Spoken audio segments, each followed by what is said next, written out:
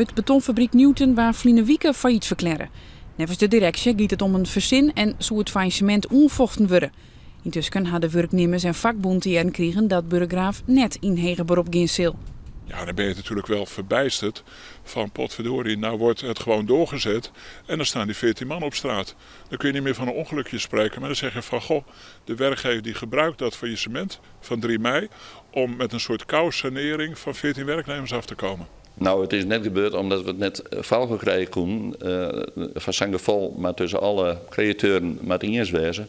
Maar die hielden wel een flink aantal, maar net al eerder. Dus we konden het op dat moment, we konden het juster net meer redden.